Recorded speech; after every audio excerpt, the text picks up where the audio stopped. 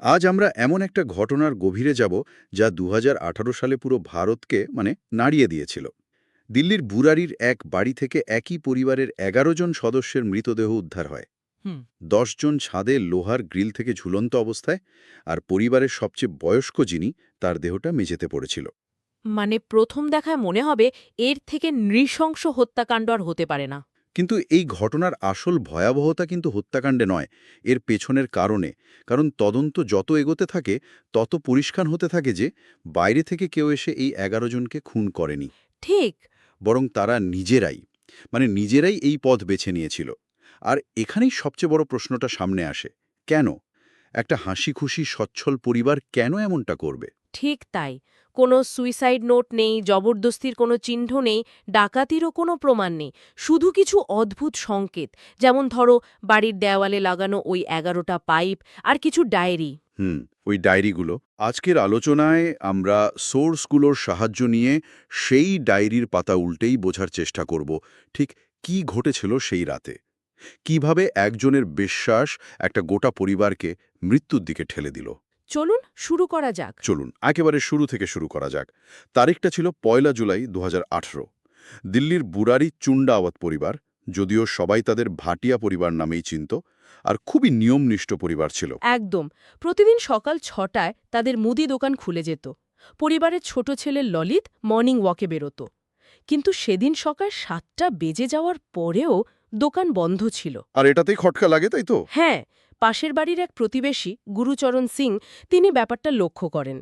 তিনি প্রতিদিন সকালে দুধ নিতে আসতেন। তার একটু অদ্ভুত লাগে আর কি, কারণ বছরের পর বছর ধরে এমনটা কখনো হয়নি। স্বাভাবিক। তিনি ললিতকে ফোন করেন, কিন্তু ফোনটা বন্ধ ছিল। এরপর তিনি বাড়ির দিকে এগিয়ে যান। দেখেন সদর দরজাটা সামান্য খোলা। আর দরজা ঠেলে ভেতরে ঢোকার পরেই তিনি যে দৃশ্য দেখেন, তার জন্য তিনি একেবারেই প্রস্তুত ছিলেন না। বাড়ির বসার ঘরে ১০ জন সদস্যের দেহ ছাদের গ্রিল থেকে ঝুলছে। আর পরিবারের সবচেয়ে বয়স্ক সদস্য ৭৮ বছর বয়সী নারায়ণী দেবীর দেহটা পাশের ঘরের মেঝেতে পড়ে আছে। ভাবা যায়? ভাবুন একবার দৃশ্যটা। প্রায় সদার চোখ বাঁধা, মুখে টেপ লাগানো, কানে তুলো গোজা আর হাত পা পেছন দিকে বাঁধা। মৃতদের মধ্যে কিশোর কিশোরীও ছিল।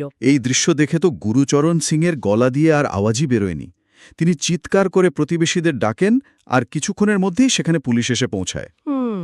তো পুলিশের প্রথম সন্দেহ কি ছিল? এটা তো পরিষ্কার একটা গণহত্যাকাণ্ড মনে হচ্ছে। একদম।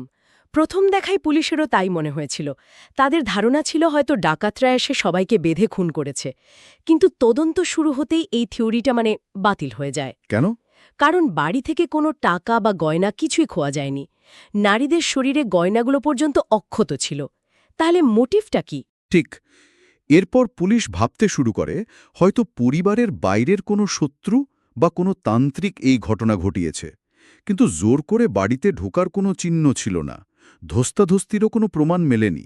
আর পোস্টমর্টম রিপোর্ট আসার পর ব্যাপারটা আরও জটিল হয়ে যায়। হ্যাঁ, কি ছিল সেই রিপোর্টে? রিপোর্টে দেখা যায় নারায়ণী দেবী ছাড়া বাকি ১০ জনের মৃত্যু হয়েছে ঝোলার কারণে। তাদের শরীরে কোনো বিষ বা বেহুশ করার ওষুধের চিহ্ন পাওয়া যায়নি। তার মানে তারা স্বেচ্ছায় ঝুলেছিল। রিপোর্ট তো তাই বলছে।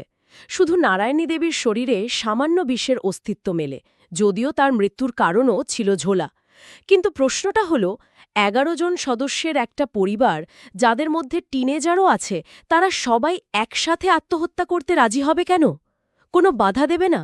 এটা প্রায় অসম্ভব। আমি সোর্সগুলোতে একটা অদ্ভুত জিনিসের কথা পড়ছিলাম, ওই বাড়ির দেওয়ালে লাগানো ১১টা পাইপের কথা। ব্যাপারটা কি ছিল? হ্যাঁ, এটা এই কেসের অন্যতম রহস্যময় একটা দিক। পুলিশ দেখে বাড়ির বাইরের একটা দেওয়ালে ১১টা প্লাস্টিকের পাইপ লাগানো, যেগুলো কোথাও গিয়ে মেশেনি। অদ্ভুত তো। শুধু তাই নয়, অদ্ভুতভাবে ৭টা পাইপের মুখ নিচের দিকে বাঁকানো আর ৪টে সোজা। আর মৃতদের মধ্যে ৭ জন ছিলেন মহিলা এবং ৪ জন পুরুষ। এটা কি মাহাজ কাকতালীয় হতে পারে? ১১টা পাইপ, ১১টা মৃতদেহ? দেখুন, শুধু পাইপ নয়, বাড়ির ঢোকার মুখের গ্রিলে ১১টা রড ছিল, বাড়ির ভেতরে ১১টা ভেন্টিলেটর ছিল। এই ১১ সংখ্যার পুনরাবৃত্তি ঘটনাটাকে আরও রহস্যময় করে তোলে। আচ্ছা। যদিও পুলিশ যখন সেই পাইপ মিস্ত্রিকে খুঁজে বের করে সে জানায় যে বাড়ির মালিক ললিত শুধুমাত্র ভালো ভেন্টিলেশনের জন্য ওগুলো লাগাতে বলেছিলেন। কিন্তু এতগুলো কাকতালীয় ঘটনা তদন্তকারীদের মনে সন্দেহ তৈরি করে। তাদের মনে হয় এর পেছনে অন্য কোনো কারণ লুকিয়ে আছে। একদম। আর সেই কারণের খোঁজেই তো পুলিশ বাড়ির তল্লাশি শুরু করে। আর তখনই তারা সেই জিনিসটা খুঁজে পায় যা পুরো মামলার মোড় ঘুরিয়ে দেয়, 11টা ডায়েরি। হ্যাঁ, এই ডায়েরিগুলোই ছিল এই মামলার ব্ল্যাক বক্স। প্রায় 11 বছর ধরে লেখাই ডায়েরিগুলোতে এমন সব কথা লেখা ছিল যা কোনো সুস্থ মস্তিষ্কের মানুষের পক্ষে বিশ্বাস করা কঠিন। আচ্ছা, একটা প্রশ্ন। ললিত হঠাৎ একদিন দাবি করল যে তার মৃত বাবা তার সাথে কথা বলছে, আর পুরো পরিবার সেটা বিশ্বাস করে নিল। একটা আধুনিক শিক্ষিত পরিবারে এটা কিভাবে সম্ভব হলো? খুব গুরুত্বপূর্ণ প্রশ্ন। আর এর উত্তর লুকিয়ে আছে 2007 সালে, পরিবারের কর্তা ভূপাল সিংয়ের মৃত্যুর পর থেকে। তার ছোট ছেলে ললিত বাবার খুব কাছের ছিল এবং বাবার মৃত্যুতে সে মানসিকভাবে ভেঙে পড়ে। হুম। কিছুদিন পর সে দাবি করতে শুরু করে যে তার বাবার আত্মা তার শরীরে প্রবেশ করে এবং তার মাধ্যমে পরিবারের সঙ্গে কথা বলে। কিন্তু পরিবারের বাকিরা, তার বড় ভাই, তার স্ত্রী, বোনেরা, সবাই এটা মেনে নিল? প্রথমে কেউই বিশ্বাস করেনি, কিন্তু এরপর ললিতের মাধ্যমে বাবার আত্মা এমন কিছু নির্দেশ দিতে শুরু করে যা কাকতালীয়ভাবে মিলে যেতে থাকে। যেমন? তা আবার লাভের মুখ দেখে। ললিতের কৃতিত্ব নিজেকে না দিয়ে তার বাবাকে দেয়। এখানেই শেষ নয়, তাই না? ললিতের কথা বলার ক্ষমতা চলে যাওয়ার একটা ঘটনাও তো ছিল।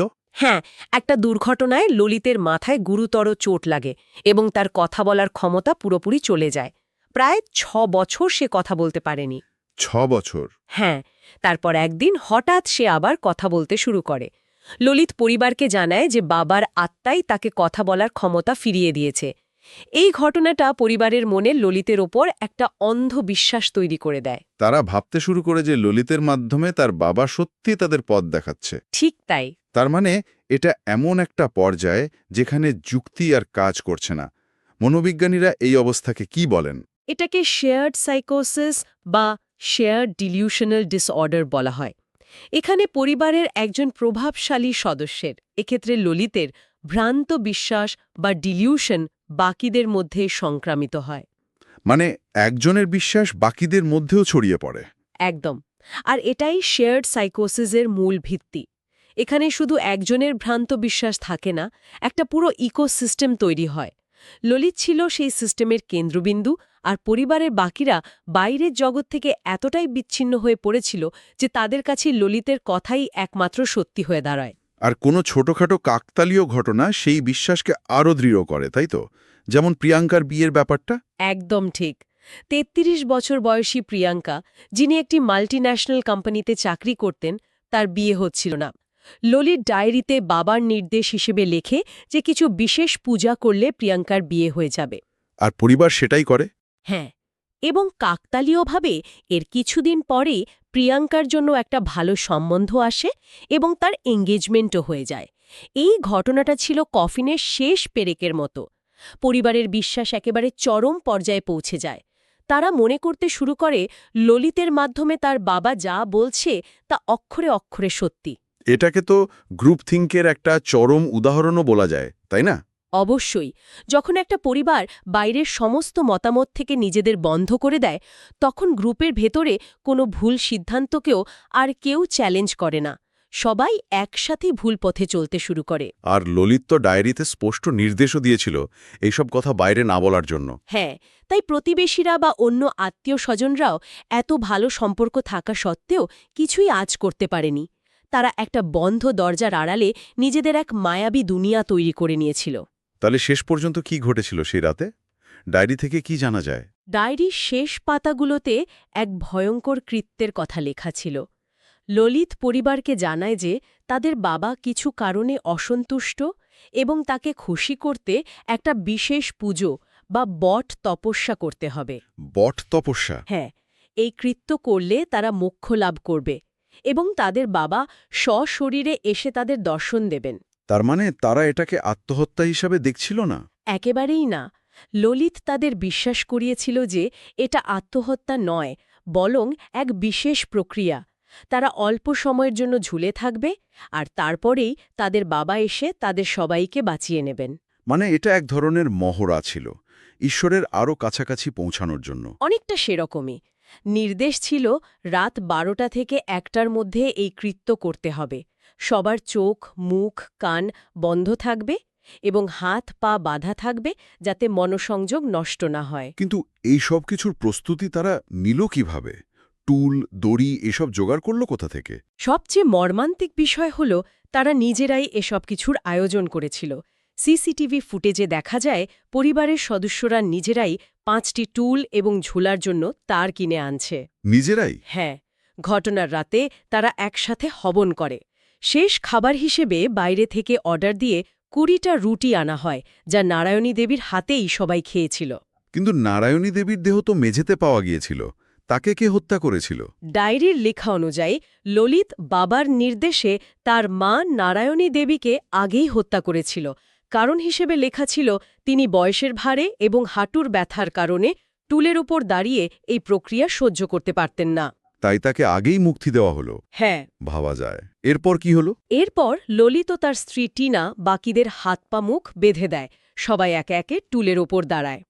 আর তারপর ললিতের ইশারায় একসাথে ঝুলে পড়ে, এই গভীর বিশ্বাসে যে তাদের বাবা এসে তাদের রক্ষা করবেন। কিন্তু তেমন কিছুই হয়নি। কিছুই হয়নি, আর একটা গোটা পরিবার এক ভয়ঙ্কর ভ্রান্ত বিশ্বাসের বশবর্তী হয়ে শেষ হয়ে যায়। পুলিশি তদন্তের শেষটা কি ছিল?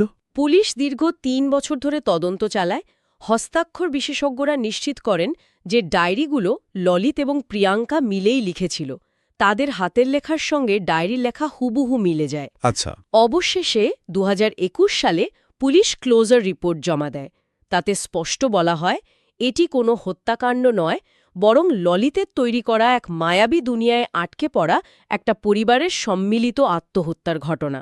আর সেই বাড়িটার কি হলো? ওটা তো নিশ্চয়ই একটা ভুতুড়ে বাড়ি হিসাবে পরিচিতি পেয়েছে। হ্যাঁ, ঘটনার পর বাড়িটি দিল্লির বুকে এক ভুতুড়ে বাড়ি হিসেবে পরিচিতি পায়। দিনের বেলাতেও কেউ ওই বাড়ির কাছাকাছি যেতে চাইত না। তবে 2020 সালে মোহন কুমার নামে এক ব্যক্তি বাড়ির নিচতলা ভাড়া নেন। তিনি সেখানে একটি ডায়াগনস্টিক ল্যাব চালান এবং সপরিবারে বাস করেন। সম্প্রতি এক সাক্ষাৎকারে তিনি জানিয়েছেন গত কয়েক বছরে সেখানে অস্বাভাবিক কিছু অনুভব করেননি এবং তারা শান্তিতেই আছেন। জীবন সেখানে আবার স্বাভাবিক ছন্দে ফেরার চেষ্টা করছে। তাহলে সবটা মিলিয়ে দেখলে কি দাঁড়ায়? এটা কোনো সাধারণ গণ আত্মহত্যার ঘটনা ছিল না। এটা ছিল একজনের শক্তিশালী ডিলিউশনের শিকার হয়ে একটা শিক্ষিত, সচ্ছল পরিবারের নিজেদের হাতে নিজেদের জীবন শেষ করে দেওয়ার এক মর্মান্তিক কাহিনী। ঠিক তাই, এই ঘটনাটা আমাদের বিশ্বাস, ভরসা এবং পারিবারিক সম্পর্কের এক অন্ধকার দিক তুলে ধরে। এটা দেখায় যে মানুষের মন কতটা ভঙ্গুর হতে পারে, বিশেষ করে যখন পরিবারের সদস্যরা বাইরের জগৎ থেকে নিজেদের পুরোপুরি বিচ্ছিন্ন করে ফেলে। তখন একটা ছোট্ট মিথ্যেও পাহাড়ের মতো বড় সত্যি হয়ে উঠতে পারে। পরিবারের সদস্য প্রিয়াঙ্কা একজন MBA, একটি মাল্টিন্যাশনাল কোম্পানিতে কাজ করতেন। পরিবারের ছেলেমেয়েরা ভালো স্কুলে পড়ত, পুরো পরিবার সমাজে সুপ্রতিষ্ঠিত ছিল। এটা আমাদের একটা গভীর প্রশ্ন নিয়ে ভাবায়, গভীর বিশ্বাস আর বিপজ্জনক অন্ধবিশ্বাসের মধ্যেকার সূক্ষ্ম রেখাটা ঠিক কোথায়? আর সেই রেখাটা কি আমাদের ধারণার থেকেও অনেক বেশি ঝাপসা, এমনকি আধুনিক